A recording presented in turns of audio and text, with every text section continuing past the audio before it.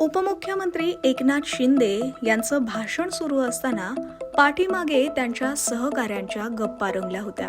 पुण्यात आज 31 जानेवारीपासून विश्व मराठी संमेलनाला सुरुवात झाली आहे.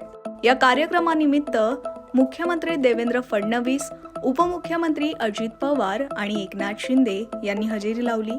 तसंच उद्योग आणि मराठी भाषा मंत्री उदय सामंत हेही या कार्यक्रमात सहभागी झाले होते. कार्यक्रमाला सुरुवात झाल्यानंतर नेते मंडळींच्या भाषणाला सुरुवात झाली. मात्र एकनाथ शिंदे भाषणाला उभे राहताच त्यांच्या पाठीमागे व्यासपीठावर वेगळंच चित्र पाहायला मिळालं. शिंदेंच्या भाषणादरम्यान मुख्यमंत्री देवेंद्र फडणवीस आणि उपमुख्यमंत्री अजित पवार यांच्या गप्पा रंगल्या होत्या. तर मंत्री उदय सामंतही या गप्पांमध्ये सहभागी झाले होते.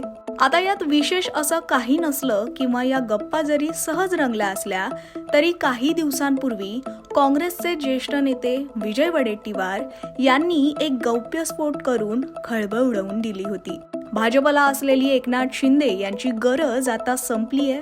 आता शिंदेंना संपवून नवीन उदय पुढे येईल असं म्हणत वडेट्टीवारांनी उदय सामंत यांच्यावर रोख धरला होता.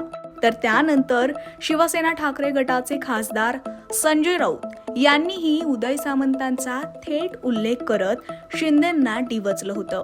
मुख्यमंत्री पदासाठी जेव्हा एकनाथ शिंदे रुसले होते तेव्हाच हा उदय होणार होता असं राऊतांनी म्हटलं होतं. मुख्यमंत्री फडणवीस दाओस दौऱ्यावर गेले असताना त्यांच्या सोबत उद्योग मंत्री म्हणून उदय सामंतही दाओसला गेले होते.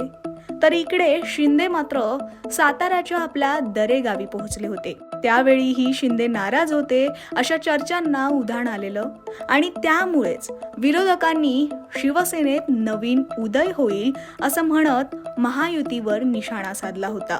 आणि त्यातच आता पुन्हा पुण्यातल्या या कार्यक्रमाची चर्चा होतीये. बराच वेळ शिंदेंचं भाषण सुरू असल्यामुळे फडणवीस, अजित पवार आणि उदय सामंत या तिघांमध्ये चर्चा रंगल्या.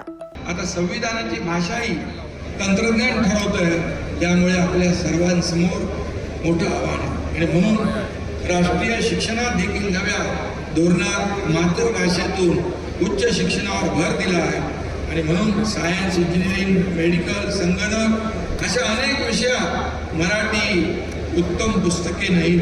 आणि म्हणून या ठिकाणी मराठी पुस्तकं येणं देखील गरजेचं आहे. आणि नक्कीच जसं अजितदादा म्हणाले, कर्नाटकमध्ये देखील आम्ही मराठी शाळांना अनुदान देण्याचं काम केलं. त्याचा डंका जगभरात वाजवता, तसाच मराठी भाषेचा डंका देखील ही सर्व मराठी माणसं जगभरामध्ये वाजवण्याचं काम करतात. हे देखील आपल्यासाठी खूप चांगलं आहे.